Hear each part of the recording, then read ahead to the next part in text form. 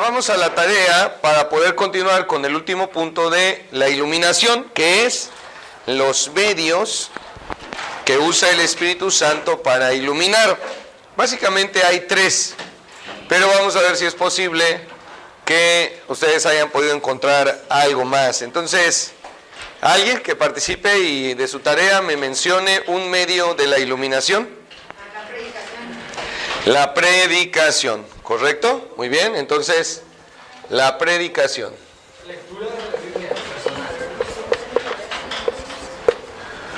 Ok, en el caso de la lectura de la Biblia personal, vamos a englobar todo como la palabra de Dios.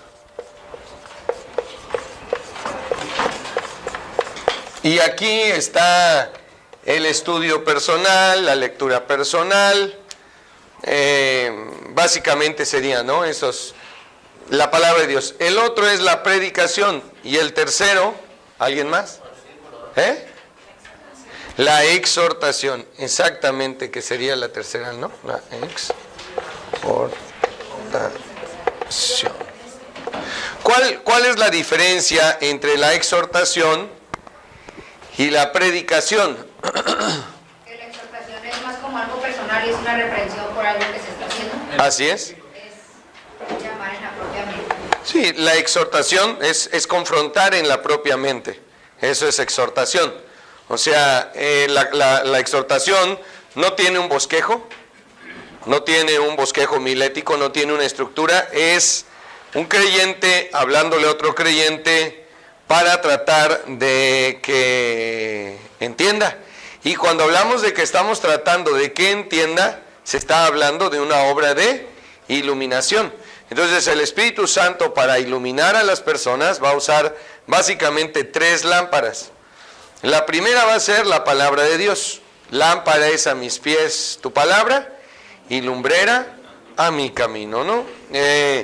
Queda claro entonces que cuando uno está estudiando la Biblia, hay momentos en los cuales uno dice, oh, ya entendí, ya comprendí.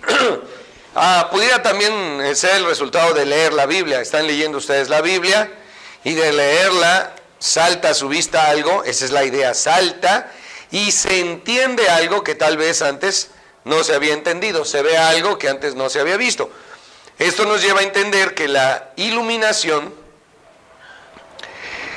más grande y más fuerte es en los primeros meses de la vida cristiana.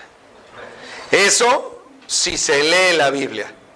Si no se lee la Biblia y nada más está yendo, ¿verdad?, a cultos de adoración, pueden pasar años y seguir en la misma condición. O sea, igual. Hay muchos cristianos que han asistido a otras iglesias, llamémosle así, a otras denominaciones, porque no todas las denominaciones tienen el mismo interés por la enseñanza de la palabra de Dios, la predicación de la palabra de Dios. Hay iglesias donde de plano no se predica, y hay iglesias también donde se predica 10 minutos. Y 10 minutos, la verdad, apenas es tiempo suficiente para una introducción, ¿no? Para una introducción y ya medio carrereada la introducción, porque conforme va pasando el tiempo nos damos cuenta de la importancia de la introducción y que a veces amerita hasta 15, 20 minutos, ¿no? Ya 20 ya es mucho, media hora es demasiado, pero si el tema es muy extenso, lo ha de ameritar todo lo necesario. Entonces, al no haber predicación, no hay iluminación. Y ha habido creyentes, yo recuerdo una hermana que la primera vez que llegó a la iglesia llegó con su pandero, con su trapito aquí, llegó bien contenta la hermana, y conforme fue avanzando el culto, pues lo guardó el pandero en el bolso, ¿no? Y una de las cosas que decía es, en todos los años que yo había asistido a una iglesia, tenía como 8 años asistiendo a una iglesia, aprendió más en un mes en nuestra iglesia que en 8 años en la iglesia que había estado. ¿Por qué? ¿Porque somos nosotros mejores? No, porque simplemente estamos buscando enseñar la palabra de Dios. Bueno, el efecto que tuvo en ella fue a través de la predicación. La predicación también está englobando, ¿qué? Pues el estudio bíblico, ¿verdad? La enseñanza, la escuela dominical, la clase. Todo podría abarcarse aquí. Pudiéramos poner una letra D, no sé si alguien puso algo más. Letra D, la enseñanza, ¿no? Pero tanto eso cabe acá como acá. Entonces, pues la predicación también ilumina, porque a veces uno está pues confundido o simplemente no lo había pensado y de pronto dice, oh, así es. Entonces, la predicación también lleva, porque la lectura sí ilumina, pero hasta cierto nivel. Si imaginamos, ya lo habíamos dicho, que la palabra de Dios es como el mar profundo, pues la iluminación de la lectura es hasta aquí, ¿no? Pero luego se necesitan lámparas más fuertes y potentes, y eso también lo lleva a la predicación. Finalmente, la exhortación, a lo cual nosotros no somos tan dados. Monterrey, por lo menos, nosotros no somos tan dados a la exhortación. La exhortación más o menos funciona así. Hermano, ¿puedo hablar con usted? Sí, pase, venga, vamos a hablar. Y ahí, zúmbale. Hermano, no creo que haya sido la manera adecuada, porque bíblicamente, así, ¿no? Que es la confrontación, que tiene que ver también con la consejería o la confrontación que se le llama neutética. Ya se verá más adelante eso, no sé si alguien se acuerda de eso en la clase de consejería. La confrontación neutética, ¿no? Bueno, y estoy tratando de recordar si esta es la palabra correcta. Bueno, entonces la exhortación es, hermano, estás haciendo esto mal, hermana, esto está equivocado, o debería de hacer esto. Y también ahí en la exhortación cabe la consejería. La consejería de, a ver, hermano, ¿qué está pasando? ¿Qué estás haciendo? ¿Cómo vas? Mira, necesitas esto, ¿no? Muchas cosas que, por ejemplo, la consejería matrimonial funciona para una pareja cristiana, pero para una pareja incrédula, de incrédulos no funciona de plano, ¿no? Y también es una manera de entender la situación, ¿no?, de toda pareja. Pero bueno, ¿algo que hayan encontrado ustedes más, aparte de esto, en cuanto a la tarea? ¿Algo más? La aplicación. Pero la aplicación cabe dentro de la predicación y de la exhortación. O sea, estoy tomando la palabra de Dios para aplicarla. La exhortación no es, mira, hermano, en mi opinión, tú debieras de ser más serio. Eso no es, ahí no hay iluminación, eso no es exhortación. Una exhortación es, hermano, en la Biblia dice esto. La Biblia dice esto. Vamos a pensar, la esposa que se da cuenta que el marido no diezma, entonces lo va a confrontar. Y, marido, tú no puedes estar haciéndole esto a la familia, nos vas a traer gravísimos problemas, nos vas a meter en problemas porque no puedes estar robando. La Biblia dice, ¿de acuerdo? No hay exhortación sin fundamento bíblico. Usted debería de ser más risueño, pastor. ¿Por qué? ¿Dónde dice? No, bueno, eso es opinión, eso no es exhortación. Pero vamos a pensar, pastor, usted debería de pugnar más por la democracia en la iglesia, porque la Biblia enseña, ¿no?, que es necesario luchar por la democracia para poder vivir en un totalitarismo divino, ¿no? O sea, debemos nosotros de luchar por la democracia para poder vivir sobre un régimen totalitario divino, una teocracia. Bueno, estos son los elementos que usa el Espíritu Santo para iluminarnos, tanto para que nosotros seamos capaces de ver, como para que si ya vemos, Él encienda la luz y uno pueda ver y diga, sí, cierto, esto que me dice es un vaso de agua. Pero si la persona está endurecida de corazón, va a ser extremadamente complicado que vea, porque por más que se le diga no va a poder ver. Muy bien, vamos entonces a avanzar al punto número 6. No sé si hay alguna pregunta, alguna duda. Ahora en relación a esto, ¿cómo estuvo su tarea?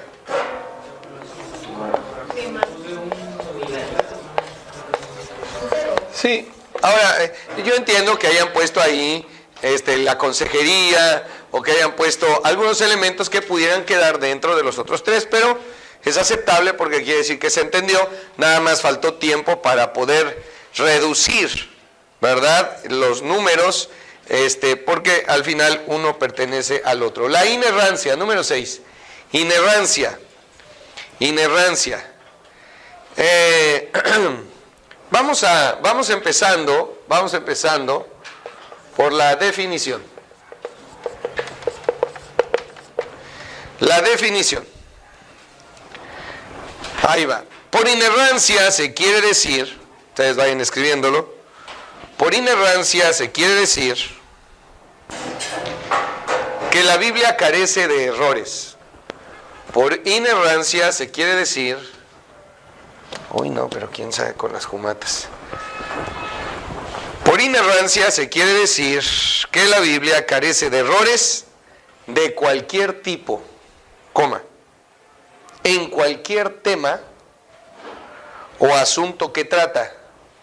Repito, por inerrancia se quiere decir que la Biblia carece de errores de cualquier tipo, coma, en cualquier tema o asunto que trata y que abarca toda su extensión.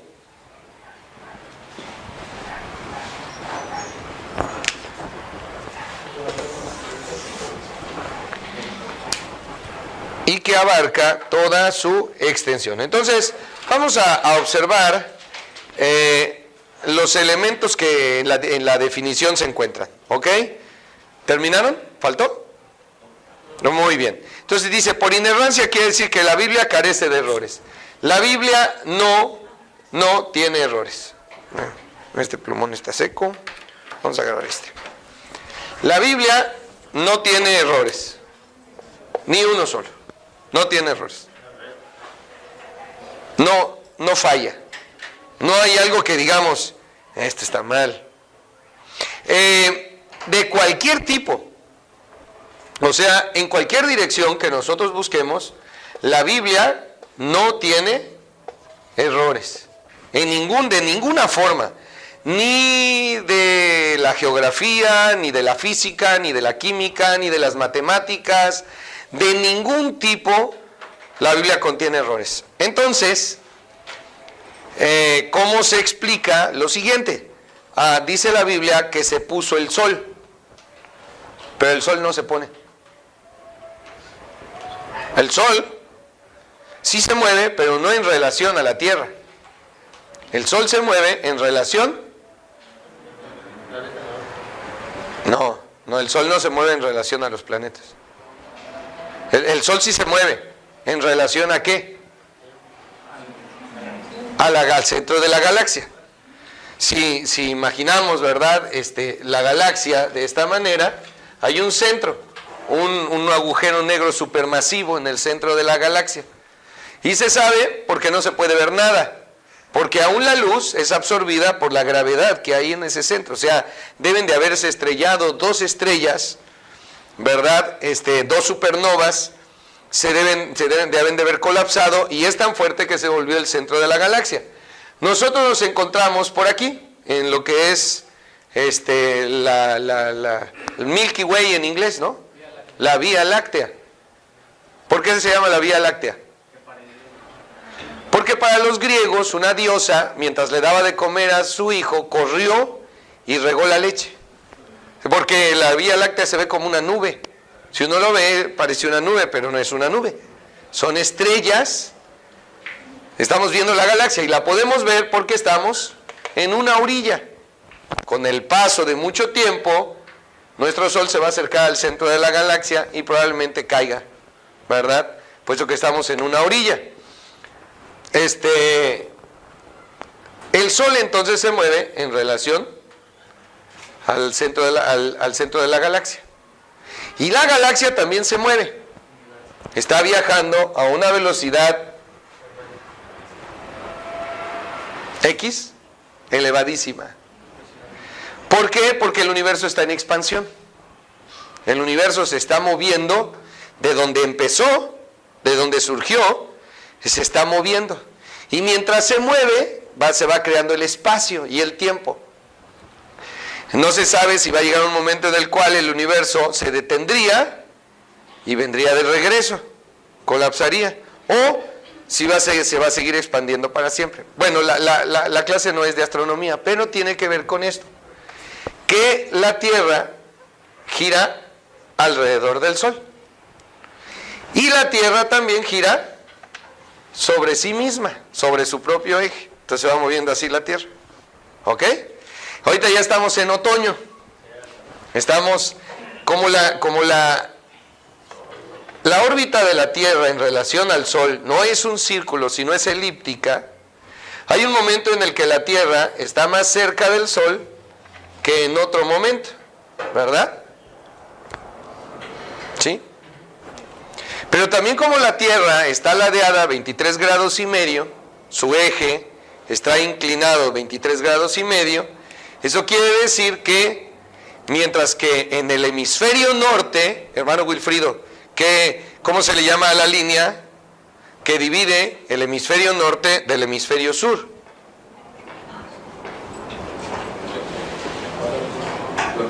El ecuador. ¿Qué tipo de línea es? ¿Un meridiano o un paralelo?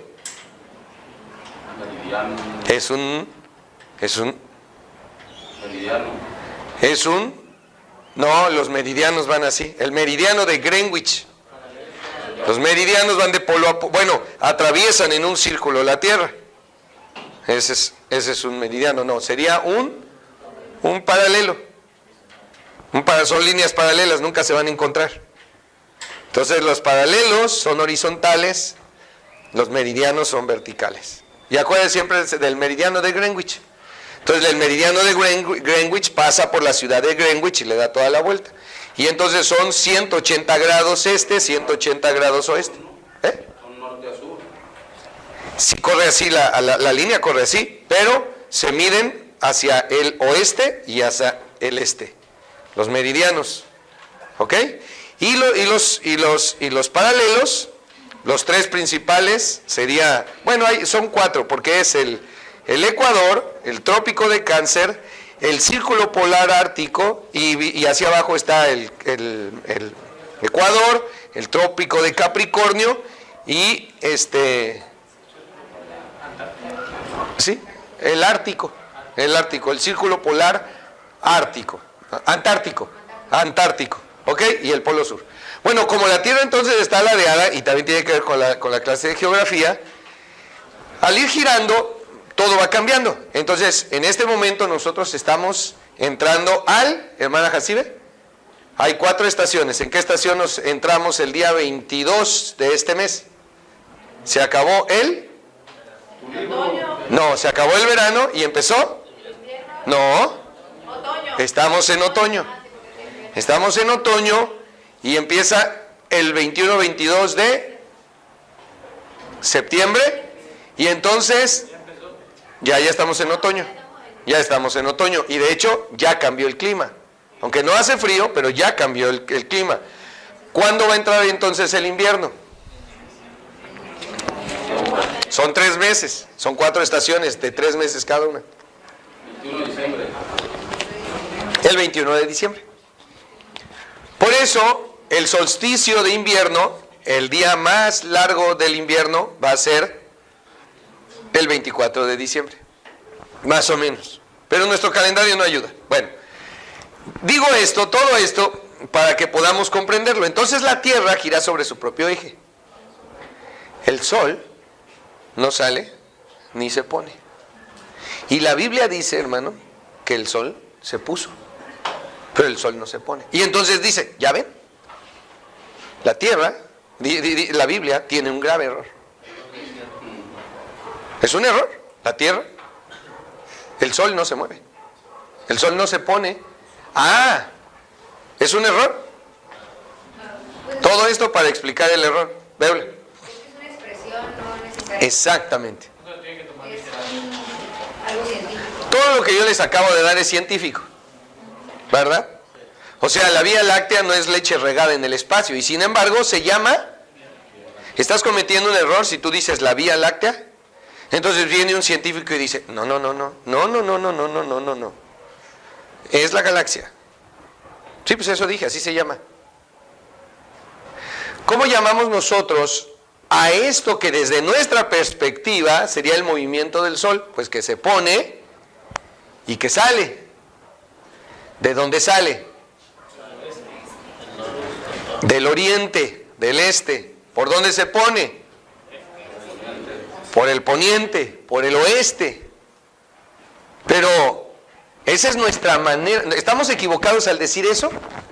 No, no es un error, sino es una manera de hablar totalmente natural y común.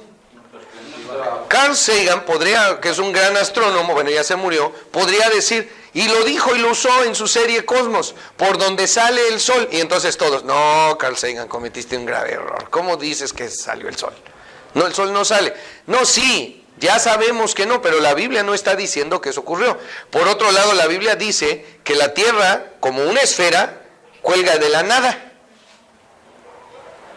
¿Cómo pudo saber Job eso? Tiene que haber sido como resultado de la observación, ¿no hay más? ¿Ok?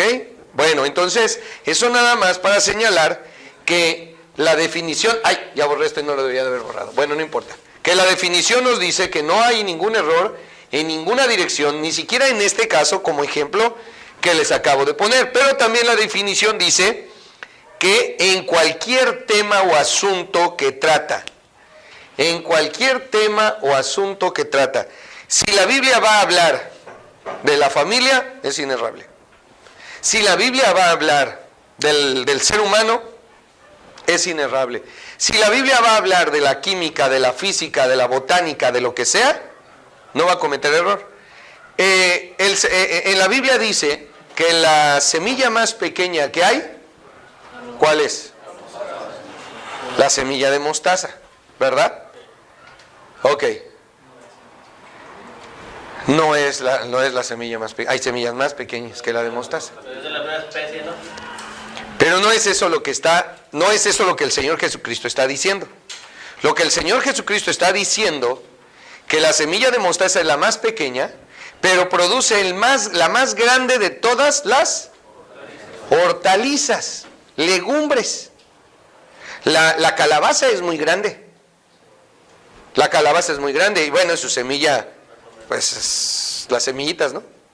La semilla de girasol, y también llegan a medir 3, 4 metros las plantas de girasol. Ah, no, pero la semilla de mostaza, hagan de cuenta que cuando pasa el tiempo lo ven y es un árbol. Lo ven y dicen, esto es un árbol. No, no es un árbol, es una hortaliza. Pero es tan grande, es decir, en relación a semilla y resultado final, no hay nada como la semilla de mostaza. Y eso es un hecho. No está diciendo literalmente que la semilla de mostaza sea la semilla más pequeña. Está diciendo que esa semilla en relación al resultado es la más grande que puede haber, ¿no? ¿Cuál sería en relación a un óvulo, por ejemplo, y espermatozoide? El ser más grande, vivo, sobre la faz de la Tierra. ¿La ballena azul? No hay otro más. La ballena azul. Un ballenato de ballena azul pesa más que un elefante cuando nace. Pesa más que un elefante, una ballena azul, cuando nace, que un elefante. Es un animal gigantesco. Llega a medir, ¿cuánto llega a medir una ballena azul? No más, hermano. Como 20 metros, si mal no tengo. O sea, si mal no recuerdo, o sea, todo el largo del santuario, un animal de ese tamaño. Gigantesca, ¿no? Entonces, eso es el asunto. Y así nos podemos ir por toda la Biblia, porque cuando la Biblia habla de cualquier tema o asunto, es inerrable. Finalmente observamos que abarca toda su extensión, toda la Biblia, desde Génesis, ¿verdad?, hasta Apocalipsis, es inerrable. En ningún libro hay ningún error de nada. Por supuesto, en esto vamos a encontrar mucha diferencia, pues los evolucionistas, los ateos y cristianos también. Ok, muchos cristianos también no han dejado de lado por temor a la ciencia y verse como unos fanáticos, tontos, ignorantes, han dicho, bueno, no, sí, la Biblia tiene errores, pero errorcillos, no. Un ejemplo que siempre también se usa es el hecho de que la Biblia habla de Jericó. Y no aparecía Jericó por ningún lado. Un cristiano que le gustaba, se dedicaba por hobby a la arqueología, dijo, bueno, voy a seguir los rastros que la Biblia me da. Buscó, llegó y dijo, aquí debe de estar. Empezaron a escarbar y efectivamente hoy en día se sabe, no hay nadie que lo pueda negar, que allí está Jericó, y esa es la Jericó de la Biblia. Entonces, si es un asunto de lo que sea, ahí está. Si la Biblia dice que hubo un Herodes, hubo un Herodes. Si la Biblia dice que hubo tal, se acabó. Si la Biblia dice que Matusalén vivió 969 años, vivió 969 años. Pero no sabemos qué era un año. Puede ser un año como el nuestro.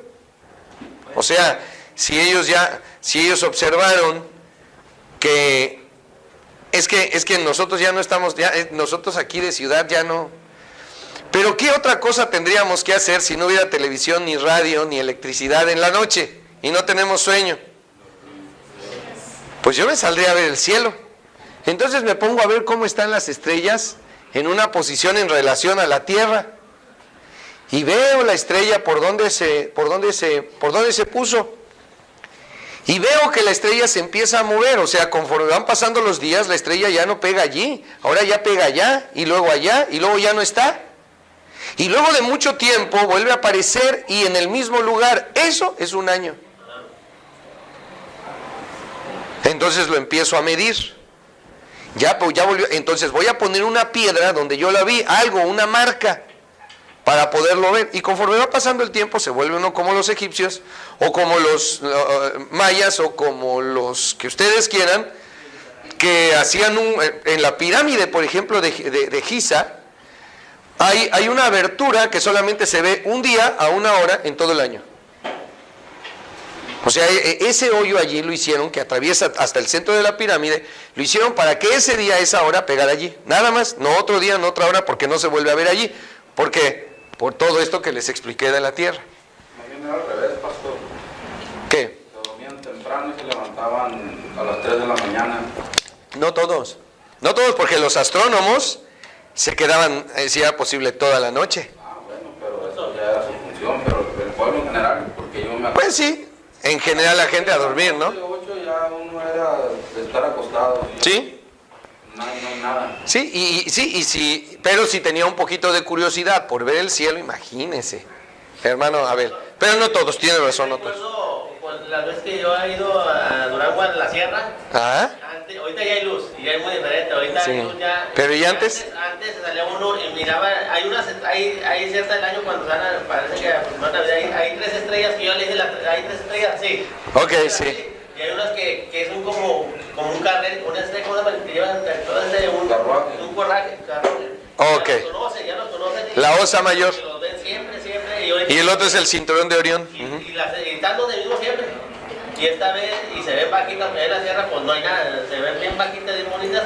Y el cielo estrellado, pues esas estrellas se identifican bien, o sea, diferente a las otras. Será porque están vaquitas, no sé. Ayudaban también para poder determinar las lluvias, la crecida de los ríos, del río Nilo, por ejemplo. Necesitaban observar para saber cuándo va a crecer el Nilo, ¿verdad? Ya hoy vamos a ver en geografía bíblica más o menos dónde está el río Nilo, y que es un río rarísimo porque es el único río de todo el planeta que va de sur a norte. Y como dice el hermano Wilfrido, antes se acostaba uno más temprano y todo. Pues también. Ya hasta las 11. Sí, si era uno gallinacio, pues se dormía temprano, ¿no? Pero los curiosos se quedaban viendo. ¿Y sabe qué sucedió con los curiosos que se quedaban toda la noche? Adquirieron poder. Porque decían, va a llover. Y llovía. Ya veían cómo estaba la cosa, ¿no? Ya veían por el cielo. Bueno, la Biblia entonces es inerrable en 3 aspectos, ¿no? Carece de errores de cualquier tipo, carece de errores en cualquier tema o asunto que trata, y abarca toda su extensión. En resumen, la inerrancia consiste en que la Biblia carece de errores. ¿Sí? Ya vimos la definición. Vamos a avanzar ahora al siguiente punto, letra B. Infalibilidad.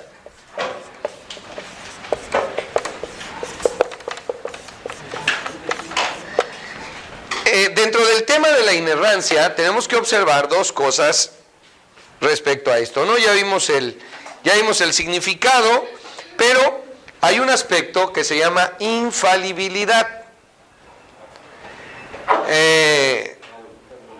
Aquí va, escriban, se los voy a dictar. ¿Qué quiere decir infalibilidad? ¿No? Vamos a explicar lo que quiere decir. Se quiere decir que la Biblia no tiene fallas,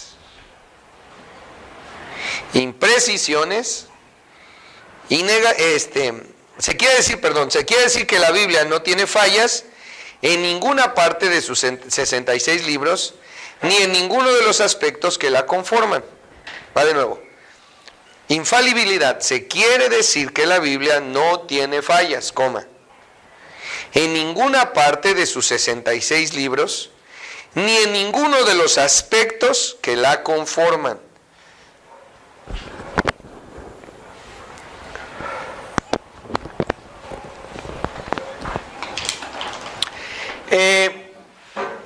¿Cuál es la diferencia entre un error y una falla?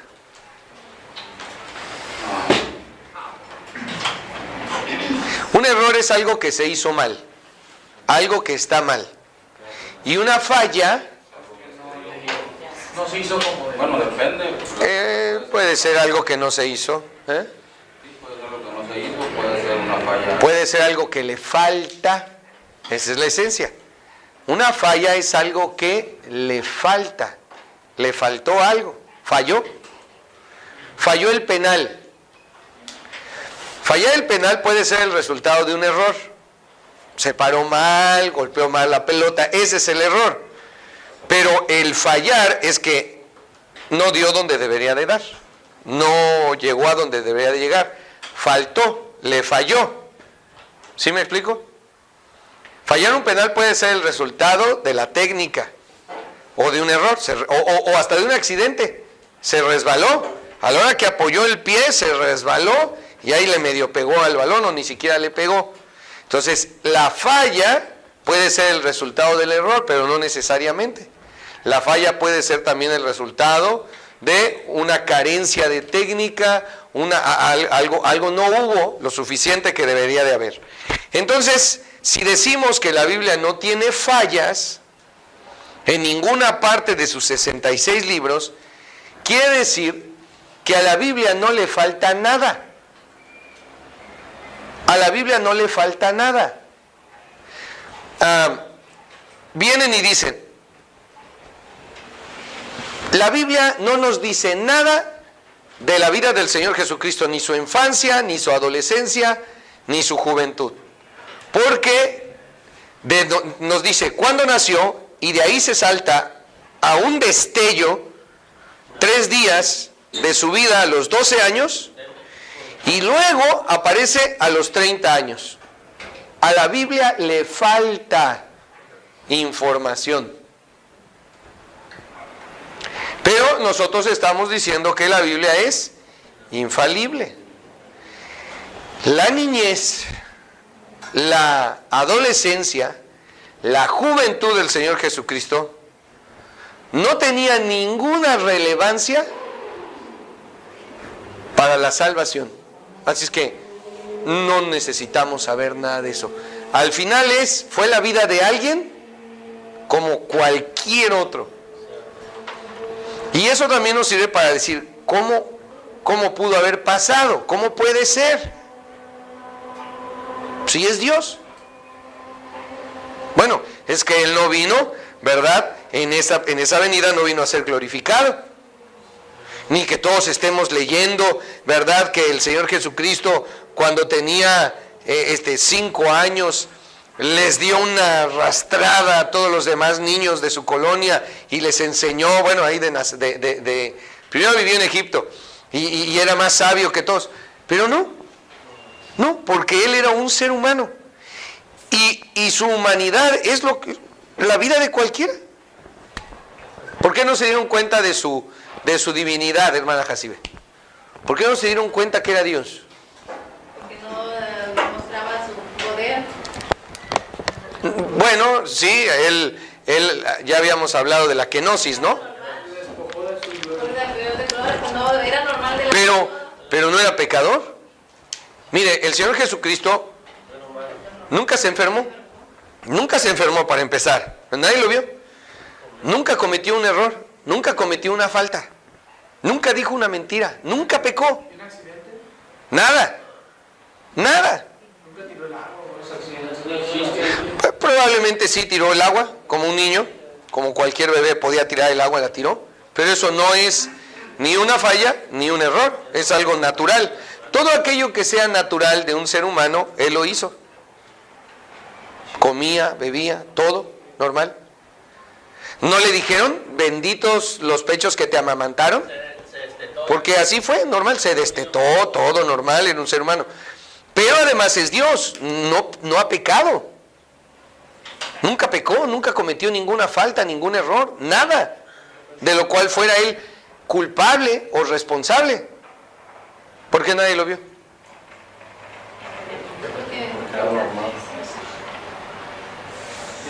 Digo, si su hijo Alexander nunca pecara, ¿no lo notaría?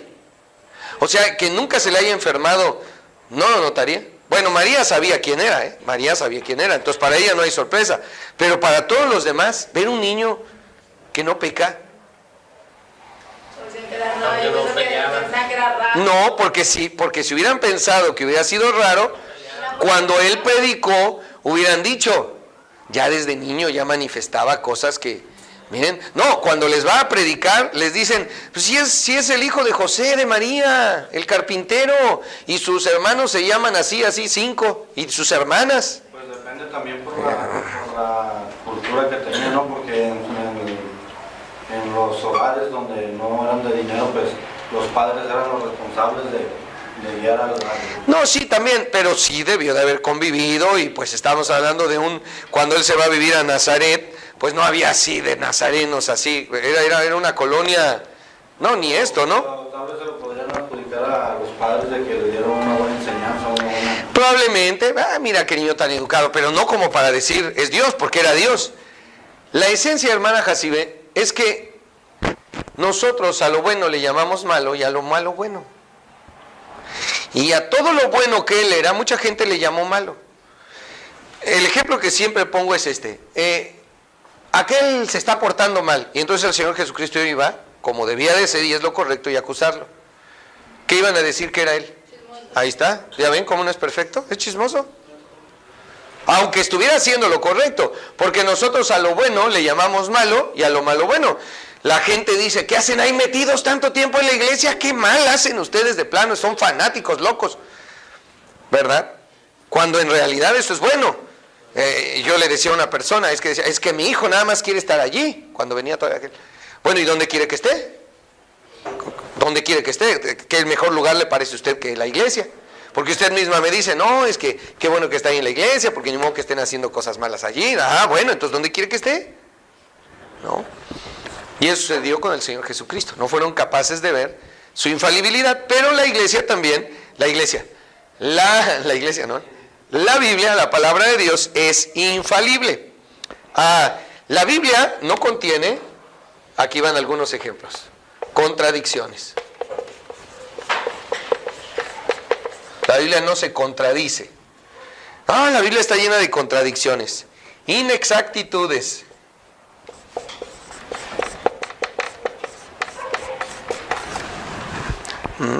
Imprecisiones. Con ese. La Biblia no tiene tampoco negaciones. Por eso, el predicador no debe de tener nunca la preocupación de predicar la palabra de Dios y que vaya a contradecirse. Por ejemplo, la esposa debe de obedecer a su marido en una predicación, ¿no? Y luego el pastor viene y dice, la esposa no está sujeta a su marido. Entonces alguien se acerca y dice, pastor, dígame, ya se contradijo. No, ¿en qué momento me contradije? Es que usted hace poco predicó que la mujer debe de estar sujeta a su marido, y ahorita usted acaba de predicar que la esposa no debe de someterse a su marido. Pero no descontextualice. O sea, si el marido no está cumpliendo su función de marido, ¿cuál es el ejemplo que yo les he puesto? Si yo me voy 3 meses sin pedir permiso, me voy 3 meses a un viaje misionero y les pido que me manden mi sobrecito semanal, ¿qué van a hacer? ¿Por qué no me lo van a mandar? Soy su pastor, me deben obedecer. No, pero no está cumpliendo con su deber de pastor. ¿Cómo le voy a pagar si no está cumpliendo con su deber de pastor? Una cosa son que la iglesia le dé vacaciones al pastor. Descanse un rato, ¿no? Está bien. Pero que él agarre y se vaya, y luego el pastor habla y dice, 2 meses que tiene que ya se fue y que quiere su sobre, que pongan al hermano Tamayo ahora de diácono. Rápido. Entonces la iglesia diría, momento, ni le damos nada porque no está aquí. Lo mismo sucede con un marido. No le da dinero a su esposa, no cumple con su deber conyugal, no está en su casa, anda de borracho. Hagan de cuenta que está muerto, o sea, hagan de cuenta que la mujer está viuda. Dirán, no está viuda. No le está, pero el marido no está cumpliendo con su deber de marido. No es marido, es una bolsa de papas ahí tirada en el sillón. Eso no es un marido, ¿verdad? Jacibe. Como antes, yo escuchaba a las hermanas que a veces decían que no venían, porque usted predicaba que decía, como dice usted, ella les cambiaba.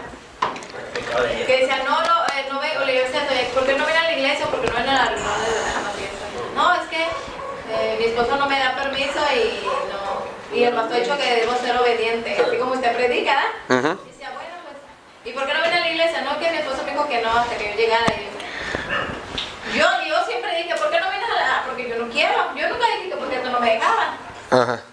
Entonces, pero eso me dice, no, es que no me dice. Eso tiene que ver con algo un poco más abundante, pero aquí va. Si el esposo es incrédulo, ¿qué necesita hacer en ese caso? Obedecerlo. Pero si el esposo es creyente y de pronto sale y está fallando como esposo, ¿cómo le puede prohibir venir a la iglesia? O sea, si ni siquiera vive. Vamos a pensar que el marido se fue con otra mujer y todavía le llama y le dice, quiero que, no vas a la iglesia.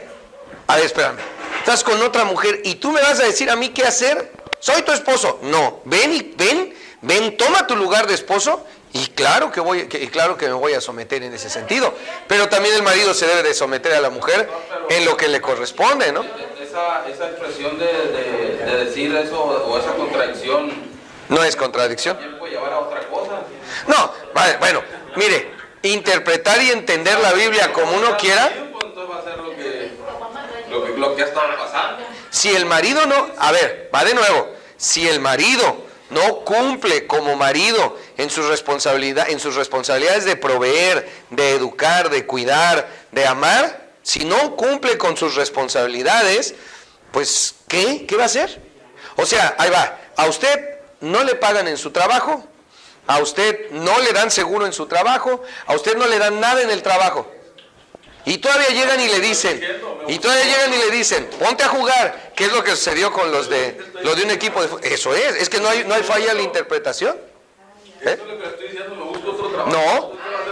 No se busca otro porque la Biblia dice que sí existe la separación, pero no para buscarse otra pareja. Eso es lo que le digo, pues es el punto. No hay contradicciones. Por eso le dicen, no, es que ahí hay una contradicción. No la hay. Interpretan a su modo. Bueno, si ya interpreta a su modo, eso ya es otra cosa. Sí, ya le entendí, le entiendo. Le entiendo perfectamente, hermano, sí, y tiene razón. Pero la Biblia no tiene contradicciones, pero tampoco inexactitudes. O sea, que si dice algo no haya fallado. O sea, no fue exacto. Imprecisiones. ¿Qué es una imprecisión?